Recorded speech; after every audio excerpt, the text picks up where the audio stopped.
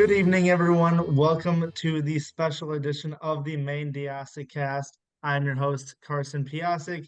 We have our regular co-hosts, Angel Diaz and Wil Main.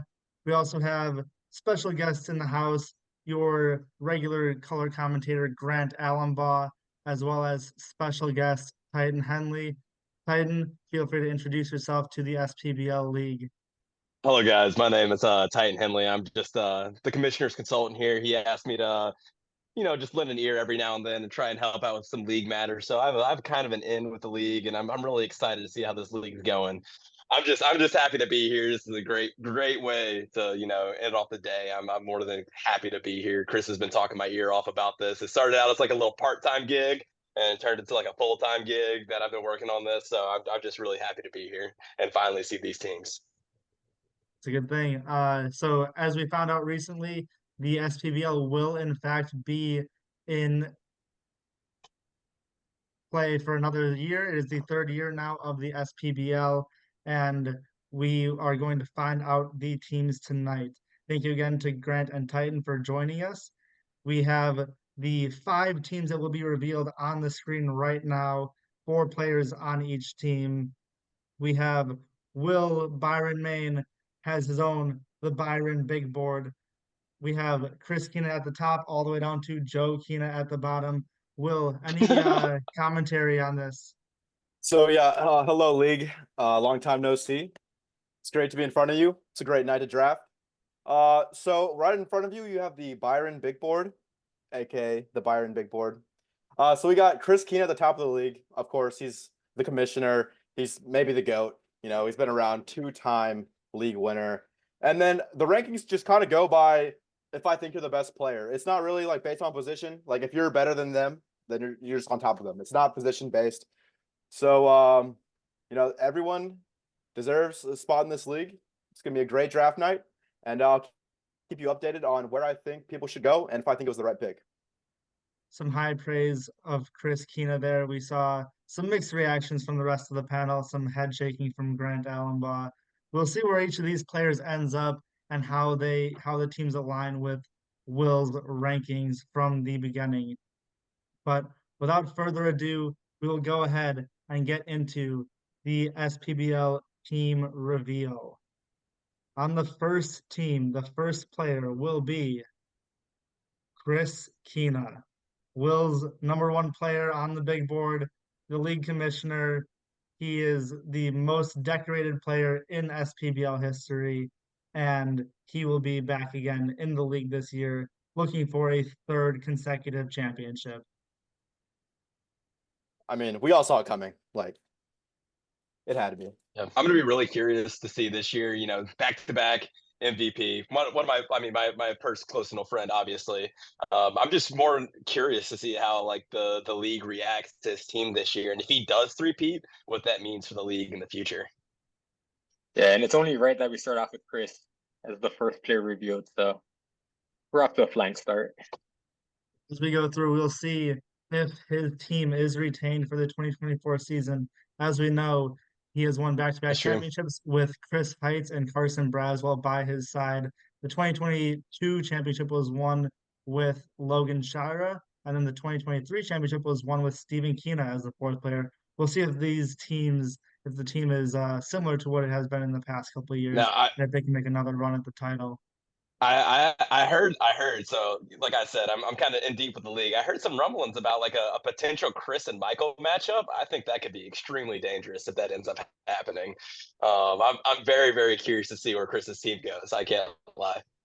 I think it's very easy to win championships whenever you're tailor making your team for your own strength. So we'll see if Chris actually shakes it up this season, but I'm looking for more of the same, honestly, from Chris. That's a valid question. I mean, can Chris win without Brazzy? I've never seen it. That's true. That's a really good point. Just overall talent on the court, though. I mean, full glaze, like he's got to be #1 on that list. But I mean, it'll be interesting to see if he switches it up. And Grant, one more thing to add is, Chris has been amazing in this league. He's been one of the most dominant players, if not the most dominant player. But something you also have to take note of is the players he's been playing with have been players that you want on your team.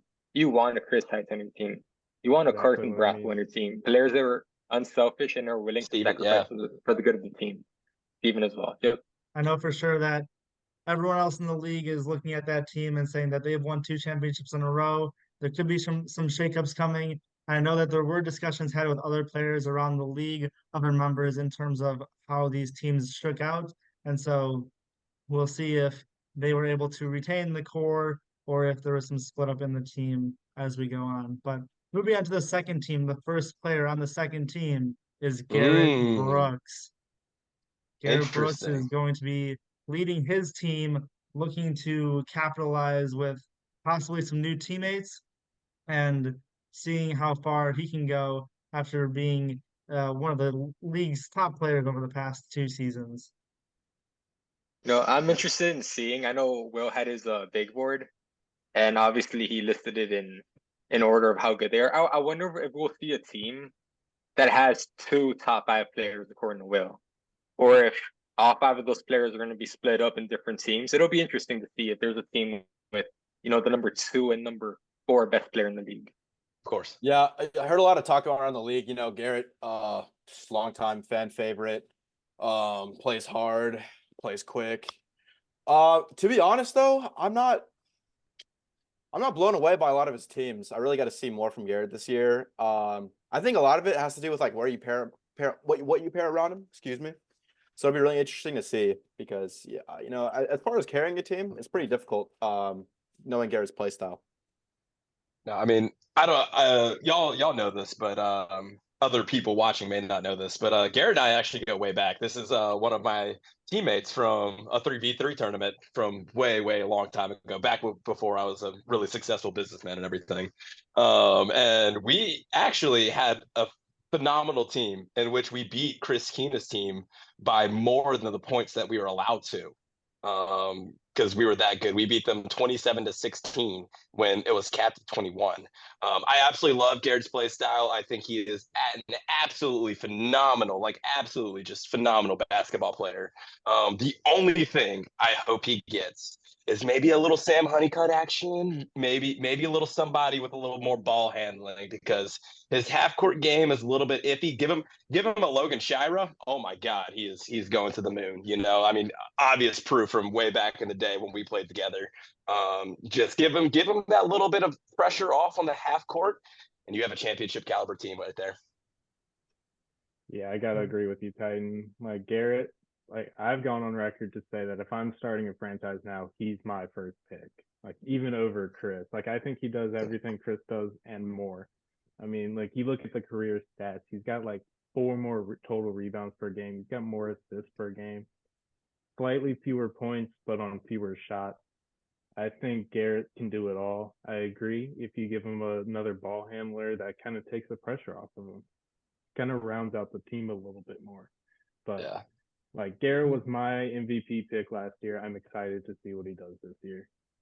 He definitely fills up the stat sheet, and we will see if he is able to capitalize with some new teammates this year, possibly new teammates, and if he can get some postseason success in there as well, along with his typical stats. On to the third team. The first player on the third team will be Hunter Freeman, another one of Will's top 5. I believe he had Hunter slotted in right at 5th, right behind Garrett. Yeah, exactly. Hunter and Garrett kind of in a similar boat, as in they're not going to be hopefully your main ball handler, but both can score. Both will constantly be dogs on the rebounds, play good defense, and I mean, they're just top 5 players. It's as simple as that. Yeah, this is interesting because Hunter isn't your typical top 5 player in the league. When you look at the rest of the top 5, you have a 24-point scorer, you have a 25-point per game scorer, 26, 25. And then you get a Hunter who's only averaging 14. Now, Hunter gets rebounds like Dennis Rodman in his prime. So I think for Hunter's team to succeed, I think he needs a second option who is able to put the ball in the hoop. And I think that's what his team will need to be successful, because if Hunter is your main scorer, that might be questionable offense, especially in the half court. So I've talked with multiple sources around the league, players, fans, all of those sorts, and everyone kind of agrees with me on this take when I say that if Hunter learns how to set screens and becomes a pick and roll monster, who is stopping him? There's literally no one. Like I think if he gets a ball handler that can pass it to him on the pick and roll, or can, like, if you put like a Nate on his team, like where off the screen Nate can either shoot or hit it to him on the screen, or like, even a honeycut, like get him, like he's a phenomenal passer. Like if that pick and roll game gets start going, then you're talking about a 14-point player jumping up to a 24-point player with the other top 5 guys in the league. And then guess what? He's going to be 3-time most improved player of the year if that happens. An unheard of stat. Like, that would be absolutely mind-blowing, but I could definitely see it happening. Like, honestly, if I was a betting man, I would place money on Hunter Freeman being back to back to back most improved player of the year if he gets the right team around him. He was back-to-back most improved player of the year. And Grant, I want to hear your opinion on what you saw from him on the court this year that made him win that award yet again. Yeah, so like Hunter was absolutely a beast on the court last year. He was dominant in the paint. Absolutely nobody could contest him on a rebound. My main issue with Hunter, and the one thing I need to see him improve on this season, is that he kind of disappeared for stretches of the game. He would go incredibly hard in the first quarter, incredibly hard in the fourth quarter, but in those middle 2 quarters, you didn't see him as often. He kind of faded into the background. I agree with Titan here.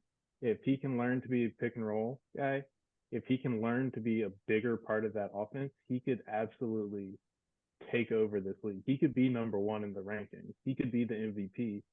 He could score 30 points per game. Angel said that he's not scoring as many points. He's also taking like 8 fewer shots than Chris is. Like, he hasn't been that primary scorer for the team, but I want to see him improve on that. I want to see him be the focal man of the offense, because I think he could absolutely light this league up. Grant, I have a quick question based on what you just said. So you mentioned him disappearing in certain quarters or certain moments of the game. Do you think that's due to fatigue, or do you think that's just the other team taking him out of the game by boxing him out, by putting another body on him? What do you think? I don't think that there are a lot of people in this league that can actually guard Hunter when he's playing at full speed, full strength. Now, he has a bit of an injury history, which has kind of brought him down a little bit, but I think it's a lot of fatigue. I think he wasn't in his best shape coming into this last season, and it showed, especially in that first game. But I think if he can get that stamina up, if he can play hard through all 4 quarters and play consistently, I think he will be dominant. But not only that, Grant, but like, I have it like on multiple sources, and the stats show that he is the nicest player in the league. He is not going to be a kind of guy who is asking for the ball when he needs to be. He's a top 5 player. He needs to get that dog in him. He needs to get a little Joe, Keena in him, get that dog in him. Like, he needs that little bit more to put him over the edge. Ask for the ball, get the ball, go score the ball. I've seen that Euro. His player comp is Giannis. Like, how are you going to be Giannis and not take it up on the court? Like, you got to, at least from my opinion, what I've seen him play, what I've heard around the league. Like, this is not only from me and from my knowledge. Like, I have no basketball knowledge. This is from sources. This is from good sources that I have, that Hunter Freeman needs to take the ball more, drive more, and be more of an impact in the offense. 100% agree.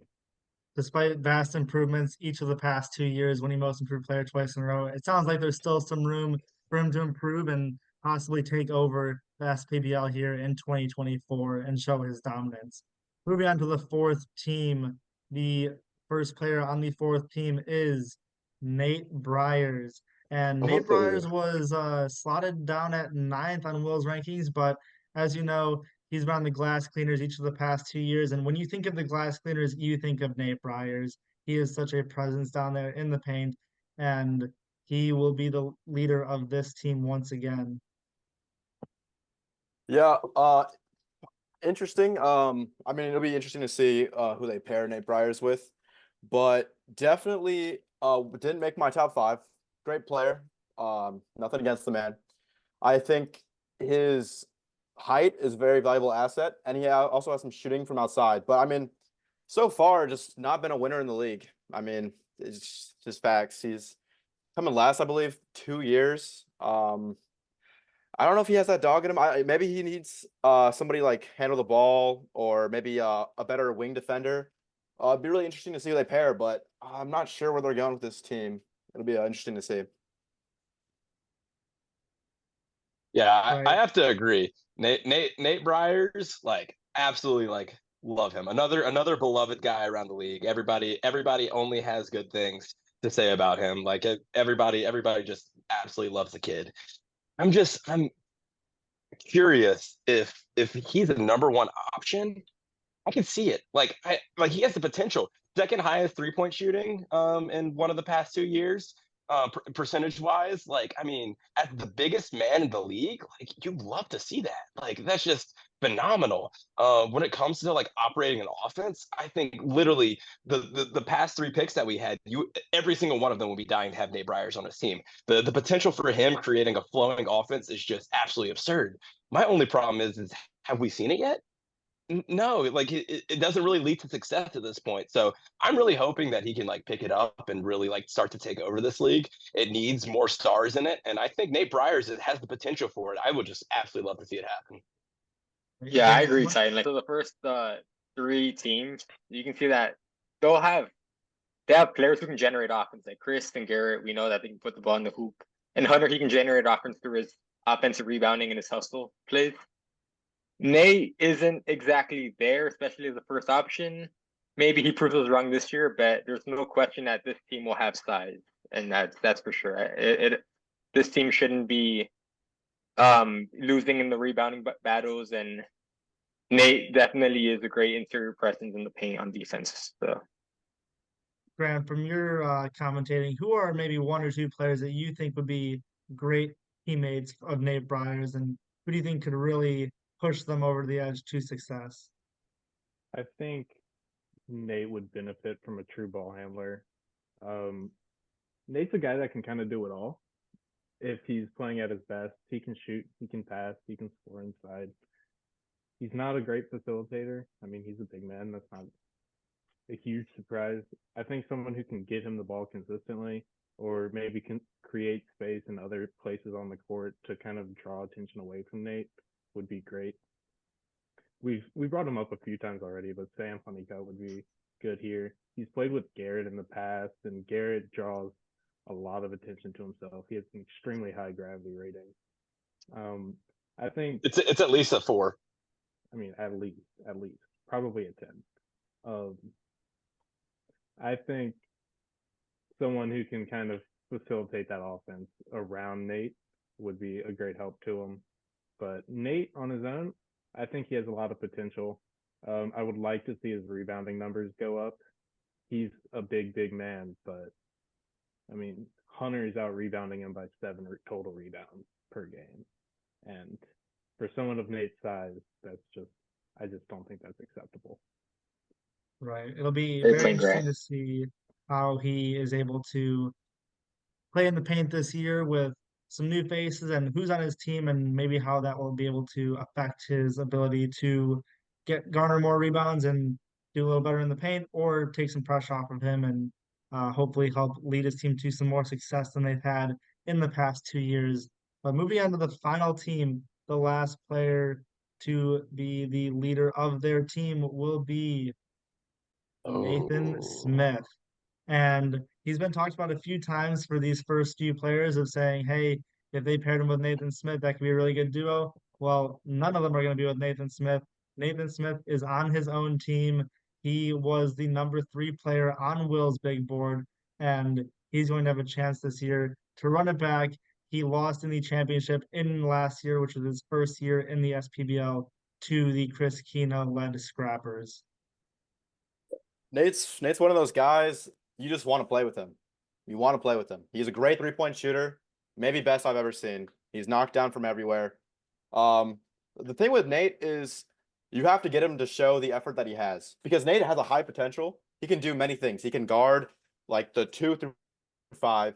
He can set screens. He can pick and pop. He can pick and roll. He can do almost everything on the court. Ball handling. It's best if he has a ball handler, but he could do that too. And especially in this league, he's probably top 5 ball handler, maybe top 7. But I want to see Nate have the same energy that he has late in games, the entire game. And I also think that it's gonna be really interesting to see who they pair with him, because everybody wants to play with Nate.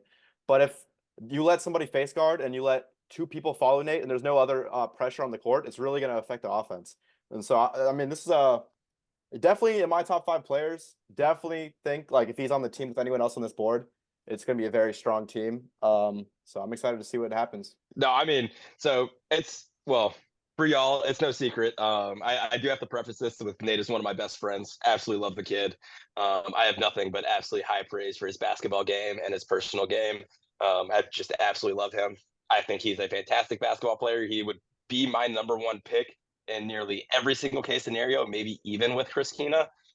Just absolutely love playing with him. I think a big part for Nate would be if he's playing with guys who can level him up in that way, where he has fun playing. Not only is he fun playing, but he's that competitive drive to win. Like Will was saying, like if someone can really, like if he gets paired with somebody that can really unlock that in Nate, I think Nate will be the MVP hands down. Like he's the highest floor, I mean the highest ceiling out of anybody in the league. An absolute animal. Like he needs to shoot more. He needs to just keep pulling threes. Like he's an absolute beast, but he can also drive, and his post game isn't bad. He's one of the bigger guys in the league. I'm actually really curious right here. I would love to get y'all's opinion on this, but do you think they're going to make him be the center on the team? Because we all know that Nate may not take too kindly with that if he has to be guarding the big men. What do y'all's take on that? Do you think they're going to give him another big man to where he can like relieve that pressure a little bit, maybe like a Steven or a Michael? And then how do you think that fit will be taking a player out who, can maybe add some more offensive potential to help him out on defense? I think it's definitely a possibility, because if you look at the 5 players listed, I mean, Nate is probably the 3rd tallest on the list. So I could see when these teams were being constructed, having the idea of, hey, Nate might need another big on the team. So whether or not he is the tallest, that doesn't necessarily mean that he has to play center. He can guard the 3rd tallest player on the other team. He can guard like the forwards. And something I wanted to add about Nate, I completely agree with what Titan said earlier, and that Nate is a phenomenal player, easily the best shooter out of all 20 of these players in this league. And honestly, one of my favorite players to play with whenever I played pickup at Alabama. He was definitely one of the best players that I was playing with, and definitely a joy to have on your team. And running pick and pops with Nate was great. I would either have a wide open layup, or if they doubled, I would just kick it back to Nate, and he hit that wide open 3. So I think if Nate has someone like that on his team, it will definitely unlock his 3-point shooting, just like how Titan said. And one more thing I wanted to add was with Nate being the last person revealed as like the leader of these teams, it was no surprise to me, because there's no way you're gonna pair up Garrett with Nate or Nate with Chris. Nate definitely had to be on his own team. Yeah, I know Nate's not going to be happy with that, knowing him personally. I know there's a particular person on here that he really wanted to be on a team with, and I'm sorry, buddy, that I couldn't get that for you. We will see who are the rest of his teammates. But first, let's take it back a look at Will's big board, the Byron big board. We have seen 4 of the top 5 players go off the board, as well as Nate Briers. That leaves Sam Satterwhite as the top player left on the board, along with some very solid role players here. Steven, Logan, Neil. We'll look to see where these guys all end up. And let's get back to the team compositions. Going back to Chris's team, the second player, the first one that will be joining Chris is Chris Height. And no surprises there. They have been together for both the past few years. They've won 2 rings together, and there was really going to be no stopping them from running it back again for a 3rd year. Yeah, not a lot of surprises. I mean, it's like peanut butter and jelly. It's LeBron and Wade. They run together. It's C squared in Mobile. I love seeing the chemistry. Those 2. I mean, they play off each other. They've been playing with each other for so long. Some might say they only will play with each other, but I mean, that's for the commissioner to decide. But overall, I mean, I love it. I mean, they've won together 2 years. They're missing one part of the trio. I mean, you got to think that might be around the corner, seeing this duo. But I mean, yeah, solid. It's just solid. And I kid you not, I was about to say the exact same thing, like peanut butter and jelly. But no, like Chris and Heights, they've been playing together for a very long time. They have chemistry. They both know the strengths and weaknesses. So you pair both of them up, and this is a pretty good duo, I would say. Yeah, I agree with everything y'all said. For me, more personally, is I'm more looking for like, okay, who are the other two teammates? Because we know that Heights is not the most liked person in this league. We know that there's some turmoil between him and some other players. And so if they do shake up the Scrappers, which we know have a really tight bond, if they do shake it up, who's added and what does that mean for the team? Yeah, Chris Heights has definitely had some uh interactions with other players in the past, we'll say. And we'll look to see how he plays out on the court again this year. This season, he will be with Chris Kina again. And you got to think that the duo of Chris is going to be right back in it, running for the title again this year. But moving on to Garrett's team, Garrett's first teammate will be Zach. And this is another one where Garrett and Zach are going to be a duo that they love playing together. And whether we get to see some success out of them is yet to be seen. But it's going to come down to really who are the last two that are paired with Garrett and Zach. I mean, yeah, Zach's a great guy, hard worker. I mean, he's just the bomb on the court, and I'm glad to see him off the board. I had him much farther down the list, so I'm guessing the teams will balance out as we keep going down. Solid defender, good role player, high for team spirits. Got a lot of positive things to say about Zach. Not necessarily all basketball related, but good guy. Yeah, I have nothing but admiration for Zach. I mean, after like the heinous comments said against him last year, just absolutely heartbreaking as a fan to watch that absolutely vile language be used amongst the league and just the terrible response from the alleged player, and it was just absolutely heartbreaking. And that entire time he kept his head on his shoulders. Like, I mean, that's just a testament to his character.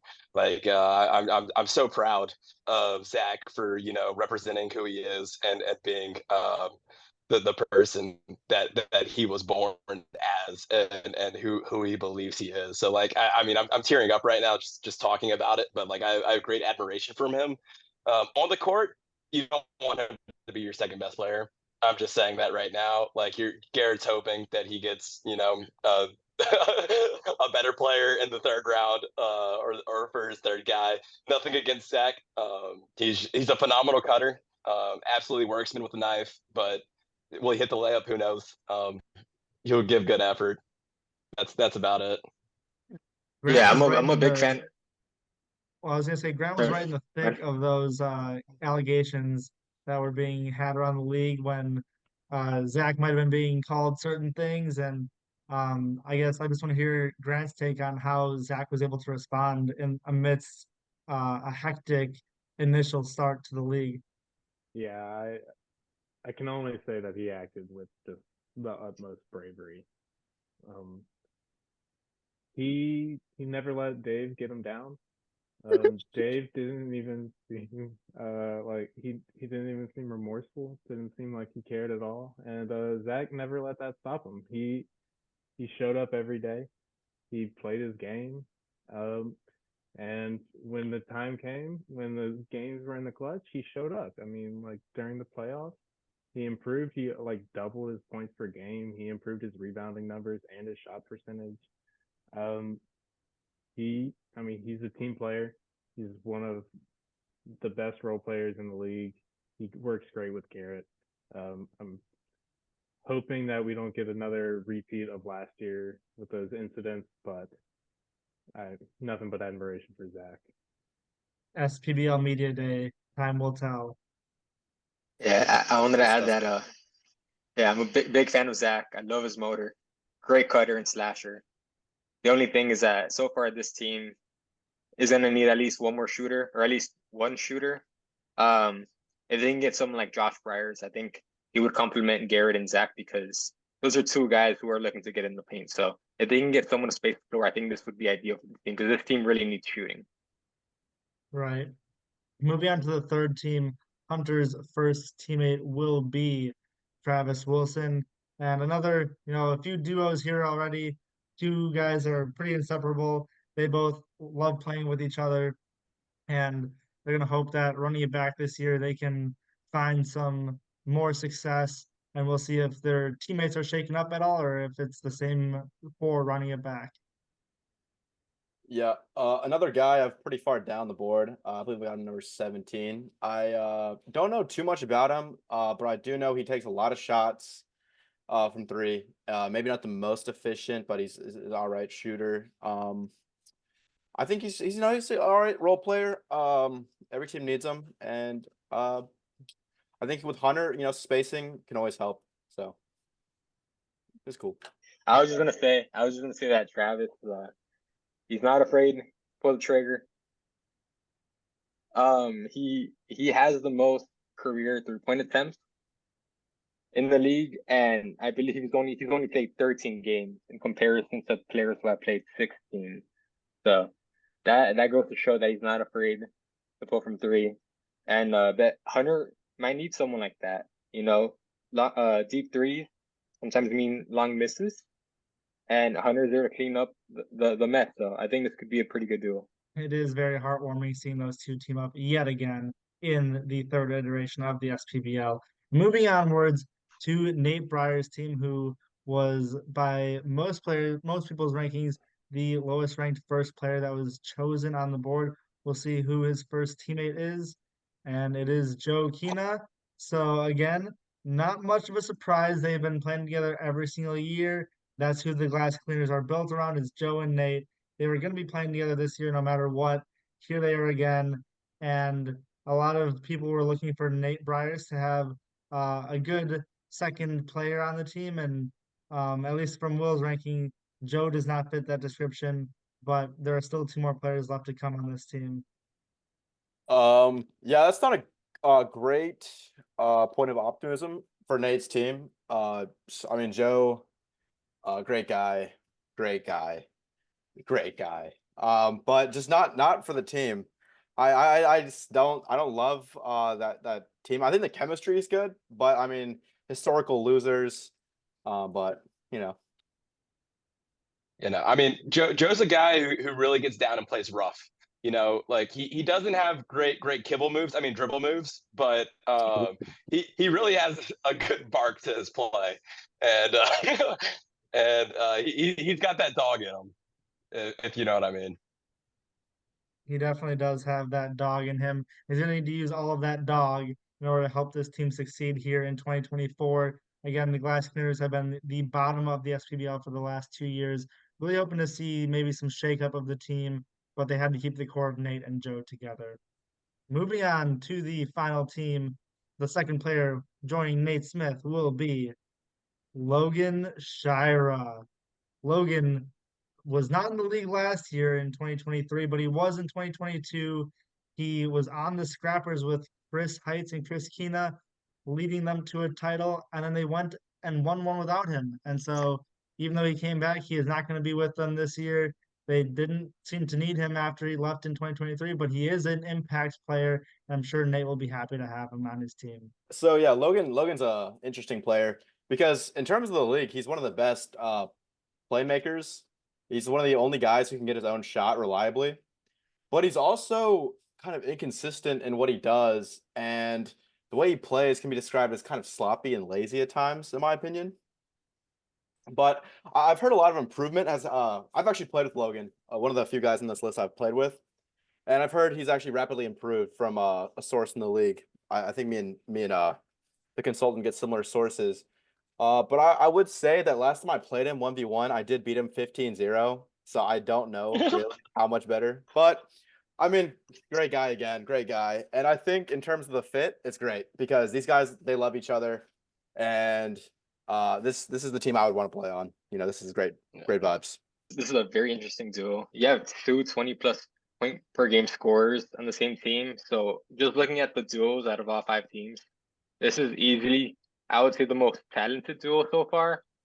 It's interesting. These are both score first type of mentality type of players. And I wonder how they complement each other. But I think the talent here is too good. And I think that will overlap how well they complement each other. I think they'll be able to figure it out. Yeah, I completely agree. And I don't have much to add because I absolutely love Logan. Logan knows this. That's my dog. Me and him go way, way back. Not that far back, but at least a couple years. But I just want to say congratulations, man. Once again, congratulations on getting married. Hopefully it doesn't affect your game at all. I'd love to see you and Nate succeed in this league together. That's all. And this will be his first time playing the league where he was not commentated on last year by Grant. He will be this year. We'll look to see how his first impressions are for the new media crew, but we know that he had success in 2023 or in 2022, excuse me, and he'll look to replicate that here on a new team with Nathan Smith. Going back and looking at the big board now with another 5 players taken off the board, we still see Sam Satterwhite up on the board. He's going to be a big help to one of the teams. And, there's one team that we're looking at right now that's that original glass cleaners with Nate Bryers and Joe Kina. And we've been talking about how they need another player. Maybe Sam can help them, or Sam can go to another team and make them a championship contender. So we'll really see where he ends up. It'll be really interesting to see where he ends up. And there's still a lot of great role players left to be had on this board. Back to the team reveals. Back to the back-to-back defending champions, the Scrappers, led by Chris and Chris. Let's go ahead and see if their team is going to be remaining the same with the third player, Carsen Braswell. It is the third player. Those 3 have been together both years. They were part of both championship teams. Like I said, Logan was on the team in the original year, and then Stephen Kino was on the team in the second year. Logan's off the board. Stephen is not, and it could be Stephen back on that team. But Brazzy, just a joy to have around on the team, and he'll be running it back with Chris and Chris. Brazzy, very unselfish player. Great guy to play with. I actually have him pretty high up on my list. Number 14. So in terms of a third option, maybe a fourth option, depending on the next player. I mean, this is a great selection. He can play with anyone. He's unselfish. He'll try. He'll have good effort. I mean, just one of the guys you also want to play with. Absolutely. And I think this is going to be the most backhanded compliment of all time. But in a league like this, neutrality is unbeatable. The fact that he doesn't sway the game one way or another is an absolute asset to somebody like Chris's team. He's an absolutely neutral player. He will not win you a game, but he will also not lose you a game.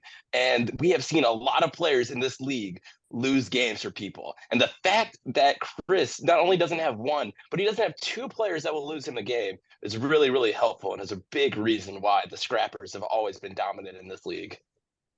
Yeah, and the stats won't blow you away. I mean, 3-7-2 isn't anything crazy, but Bradley's the type of player who could easily average, 8, 10, 12 points per game if he was willing to take more shots. But when you have someone like Chris in your team, you don't really need someone like that, especially if you're a third or fourth option. So Bradley's willing to sacrifice for the good of the team, and any team would be lucky to have Bradley as a third or fourth option. That they would. Brazzy will be another asset for that team. It could be, once again, the entire Scrappers running it back. We will see when the fourth player is revealed. But first, let's go over to Garrett and Zach's team. They'll be joined first by Luke Bryers. One of the Bryers twins is coming to join Garrett and Zach. And for a team that has not had some postseason success in the past, for a duo that has not had too much success, I want to hear from Grant. Tell me about what you think of Luke Bryers as one of the 2 additions to the Garrett and Zach duo. I think that this is something that Garrett will be very happy with. I think Luke is a great addition here. He's, I think, a drastically underrated player. I think he had the second highest 3-point percentage last year. He's going to bring some much needed scoring to this team. Now, Garrett, he puts up points, but he doesn't score outside. And so Garrett can do a lot to create points for his team, but they're not going to score in high bunches. So Luke can bring that to this team and give Garrett a second outlet to help facilitate this offense a little bit better. I think that this offense for Garrett is going to be much better this season. Yeah, I'd like to jump in real quick. I actually love this team setup too. Zach and Luke are maybe the two best off-ball movers in the league. And to see them on Garrett's team, like that's going to be exciting to watch. They're setting backdoor screens. They're constantly moving off ball, getting someone else open. I mean, that's going to be great to watch. And I think that with Garrett's style of play as well, because he's an unselfish player, that it's going to be great to watch. Yeah, I mentioned how this team could use someone like Josh Byers. I mean, if there's anyone who's similar, would be his brother. So, I mean, I think he does pretty much similar things that Josh does. So, I think this is someone who, yeah. No, can you speak on your time playing with him? Oh yeah, so a while back, in the 3v3 tournament, my team was supposed to be me, Nate Smith, and Nate Newskin. But Nate got injured last minute, so we had to find a last minute replacement. And I was fortunate enough to have Luke on my team, and we lost every game, but we lost in style, and it was not but seriously. Obviously, Luke isn't Nate Smith, but he's still a really good player, someone who you like having on your team, and he's able to space the floor. Very smart player, and he could provide additional ball handling as well. So, good player. I'll be a little Debbie Downer here, and just say like what no one's saying. I'm worried about the half court right now. Like, what's that half court offense going to be like? I mean, Garrett, like, absolutely phenomenal athlete, not the best ball handler. Who's going to be taking up the rock right now? Who's going to be putting that half court offense on their back when teams are making shots and they have to respond in the half court and they can't get fast breaks off the defensive rebound? What are they going to be? Like, if a consistent offensive scorer is going to tear them up right now, I'm worried. I have questions. I would absolutely love for them to prove me wrong, though.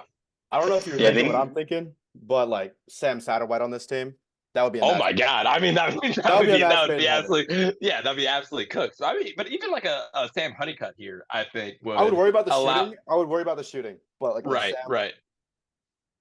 But yeah, I think still some solid players left and some solid guys that could fill that fourth spot. You mentioned Sam Honeycutt, Sam Satterwhite. Angel mentioned Josh Byers could be a good addition to this team. So still 8 spots left to fill, 8 players left to fill out, and 3 of them at least sound like great options for this team. So we'll see if they can land one of those guys with their 4th spot. Moving on to the Hunter and Travis duo, they will be joined by Neil Alsop. And this is a welcome addition to Hunter and Travis, who played with Neil this past year. And the 3 of them are going to get to run it back to start this year.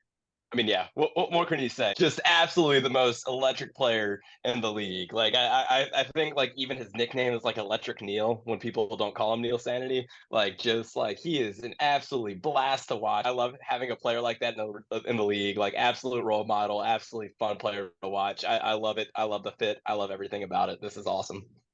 He should be a joy to watch alongside Hunter and Travis. The 3 of them will get to run it back, and we will see who their 4th teammate is, who will be joining them later on. But over to the glass cleaners now. Nate and Joe, there weren't too many great things said about this duo so far, and to be fair, there have not been a lot of great results from this duo so far in the league. But we will get to see them joined by Sam Satterwhite in 2024. This could be the key to unlocking that team's success.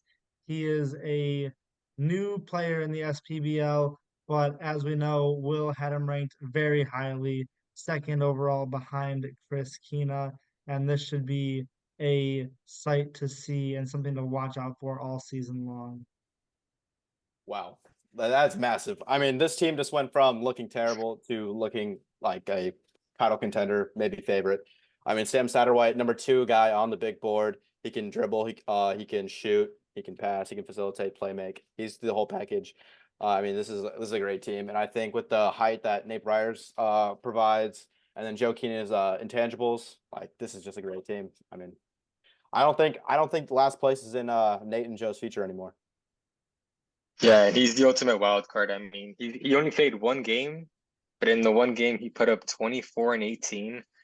So this is what this team needed. They needed a number 1 option on offense, and I think they got it with Sam.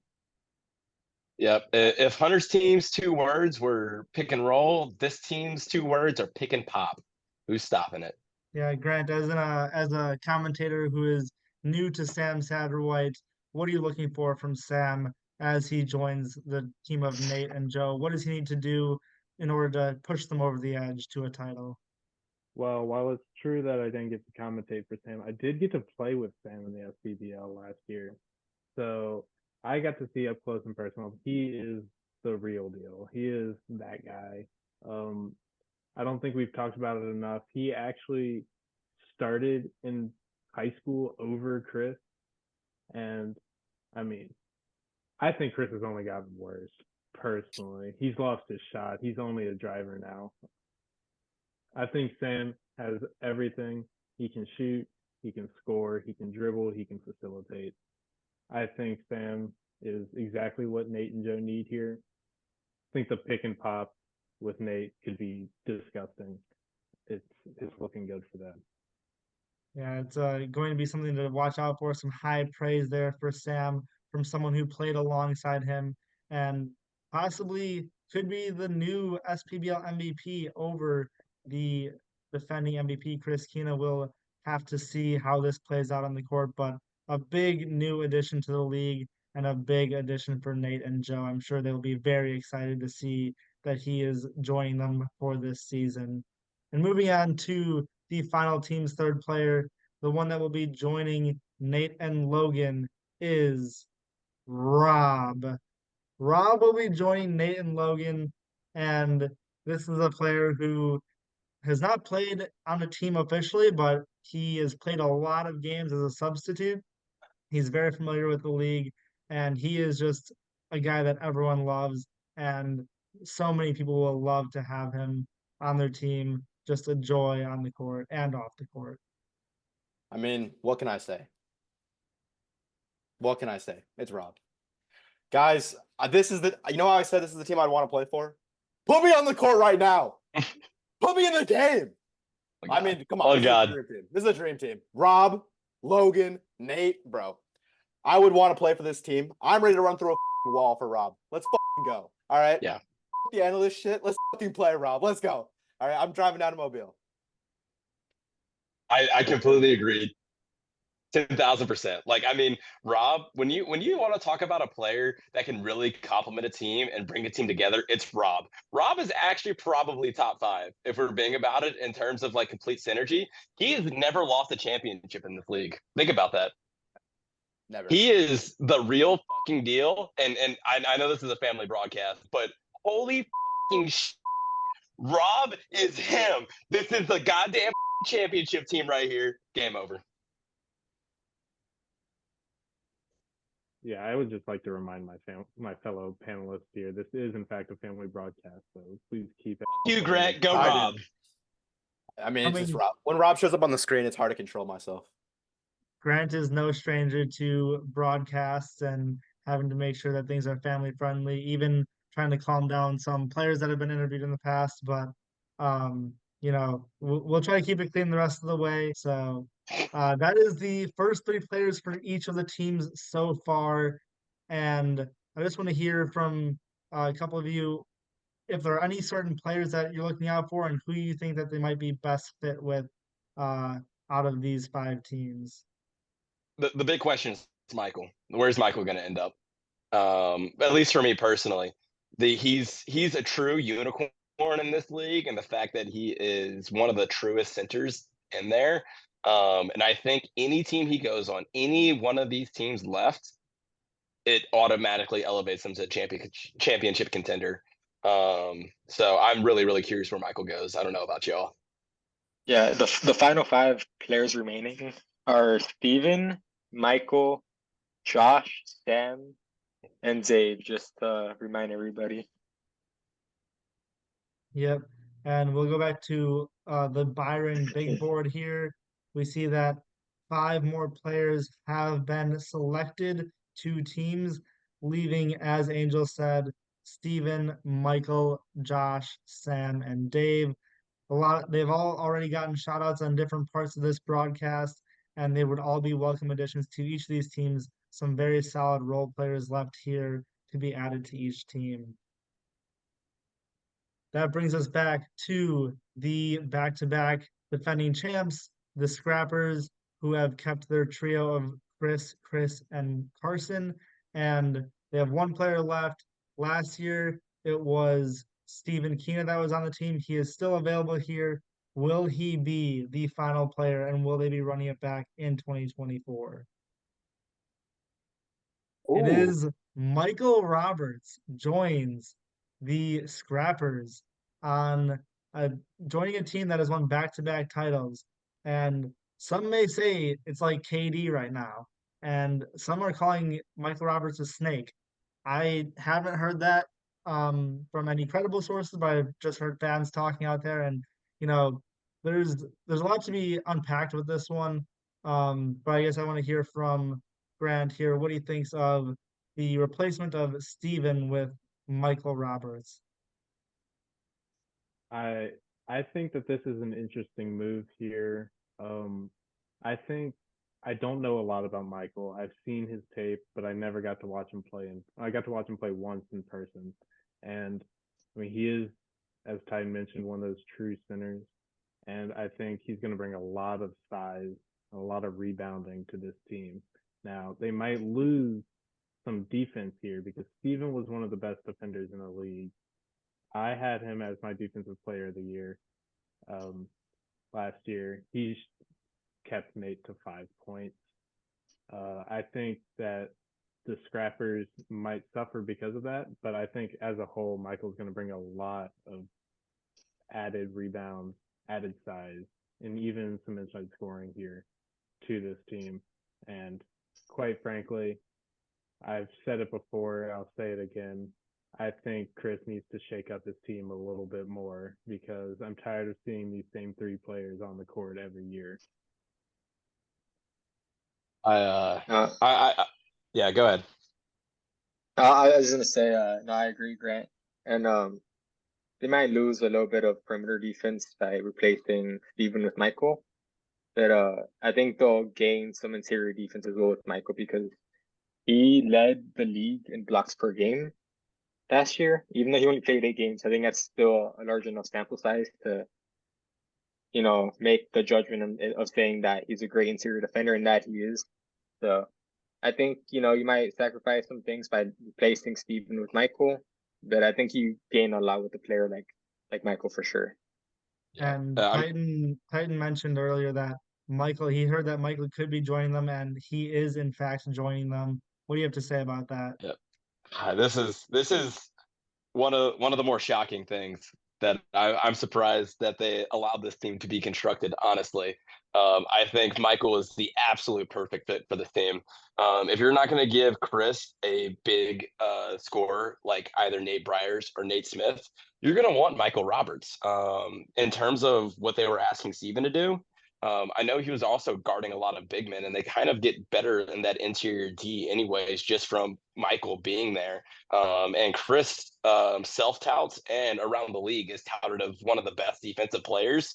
And not only that, but Heights is also touted as one of the best defensive players. I think if you're going to lose anything from the squad and you're not going to add shooting, it would be to take away defense and add rebounding.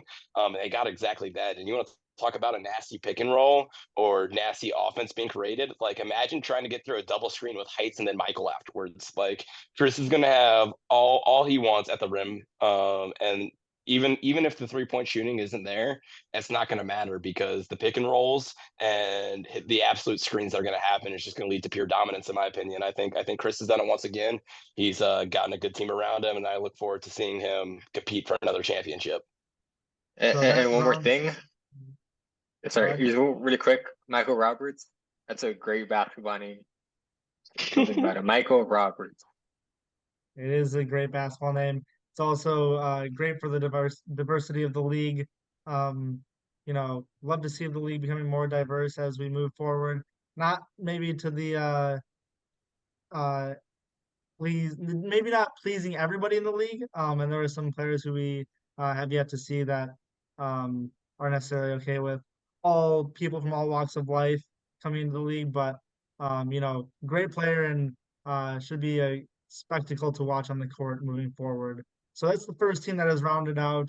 Moving on to the next team, Garrett, Zach, and Luke will be joined by Josh Bryars, the twin brother of Luke Bryars. And Angel did mention earlier that Josh Bryars would be a great addition to Zach and Garrett. Not only did he get Josh, but they got his twin brother too in Luke. And this is a duo in the brothers and a duo of Zach and Garrett that will be teaming up in an attempt to take down the Scrappers in 2024. This is I don't. Oh, go ahead. No, I was just gonna say I know no one keeps this stat, but I guarantee you when they're in the half court, this team is gonna have the least amount of dribbles on the court. The passing is gonna be insane, and the chemistry should be insane, the screens and everything, but the amount of time the ball is on the ground is gonna be very, very little, I feel like. Great take, Titan. Great take. I like the team construction on this because looking at my board, I don't have, besides Garrett, these three players I don't have rated super highly. However, the way they play, I think they'll play really well off each other. And actually, I think in this scenario, 25 cents or 4 quarters will be more than $1, just because the way they elevate other players. And so I actually really like this team construction. I think they were missing that shooting, and Josh is a good shooting piece. He's also solid size to help Garrett some with the rebounding, and defense. So I think, although not the highest rated team, they could be pretty interesting and fun to watch.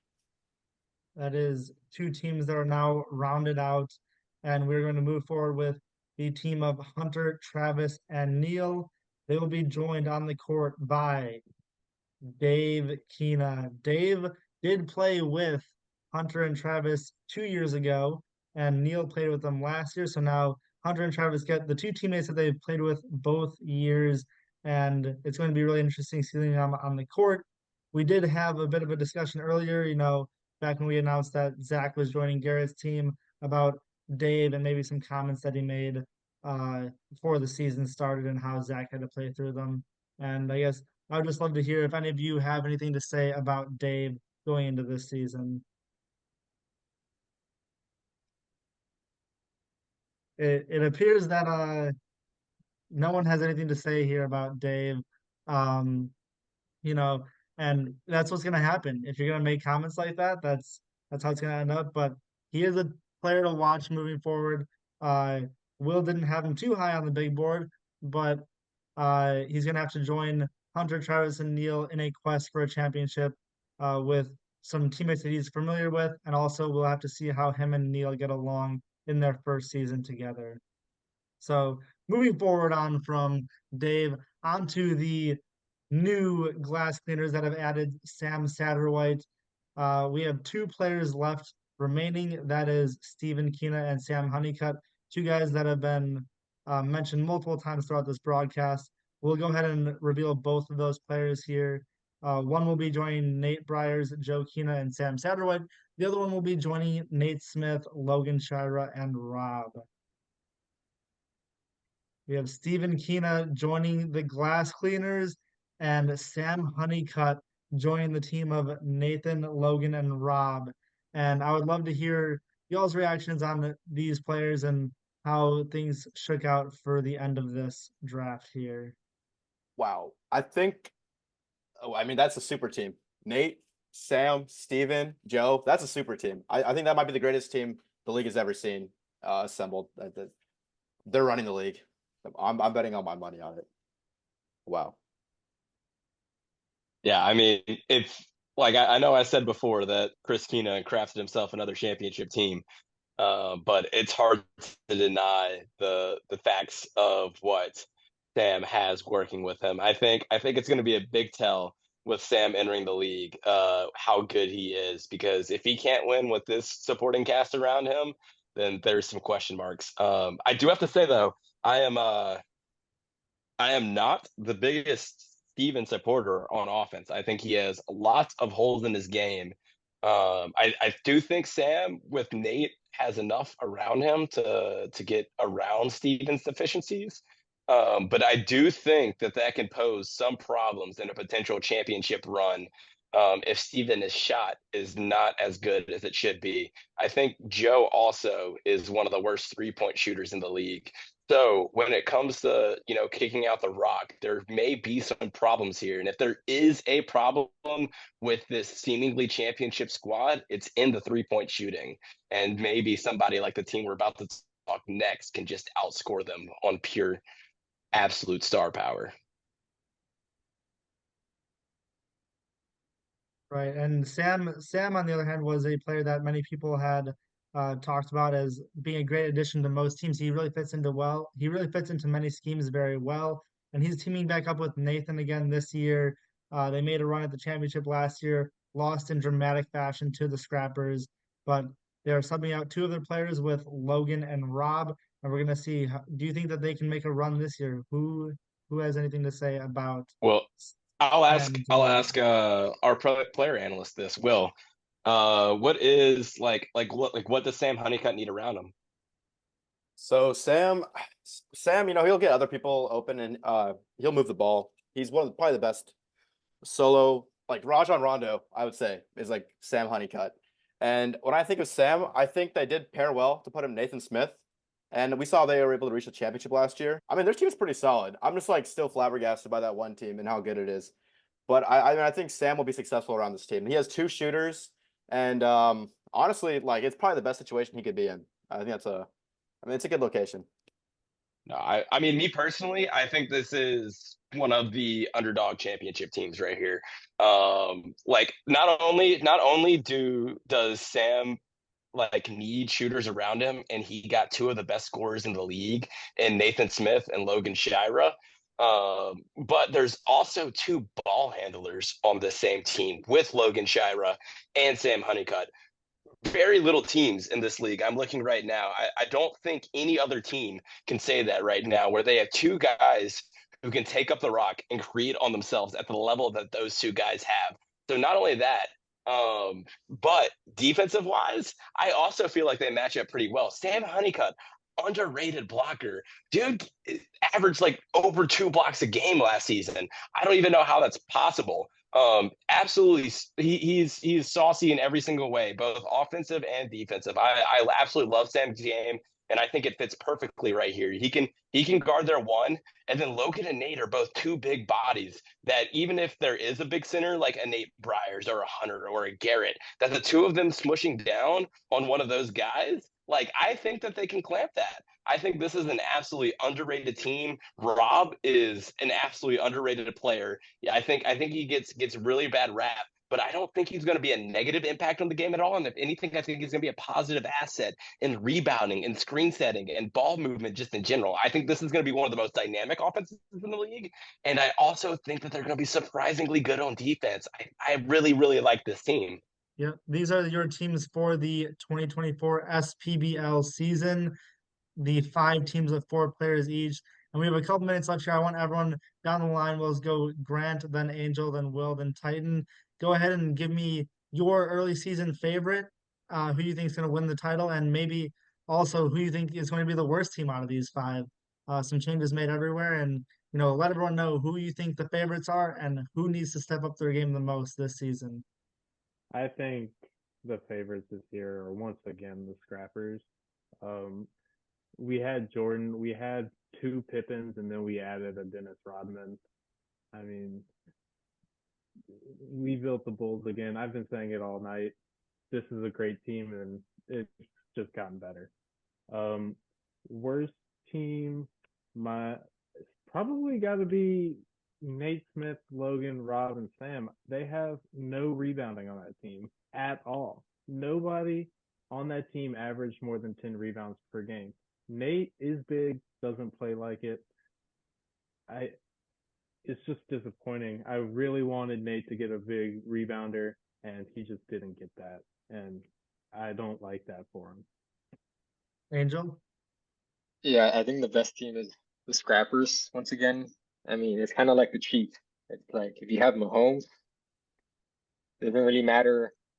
Obviously, like, the supporting cast really matters, but at the end of the day, he's gonna get the job done. And I feel like I don't want to compare Chris to Mahomes.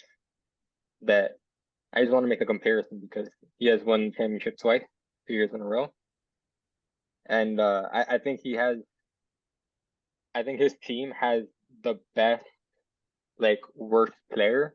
So like if you had to like rank all four of his teammates, he has like the fourth like best option on his team. So I'm gonna go with the Scrappers, and I think honestly I think the worst team is probably Garrett's team. Not that they have a good team.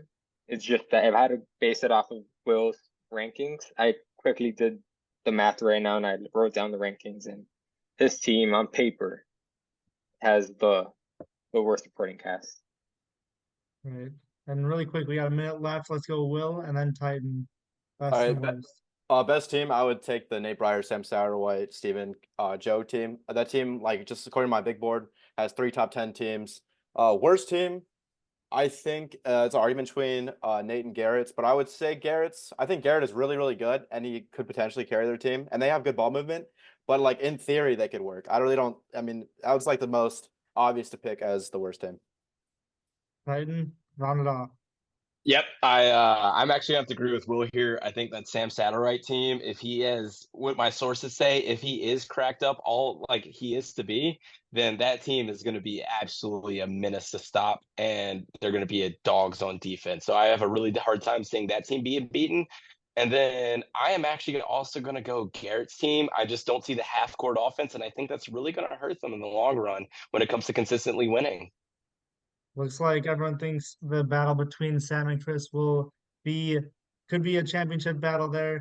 But that is all for this broadcast. Thank you for everyone for showing up. Thank you for our analysts for analyzing these teams, and good luck to all of the teams in the 2024 SPBL.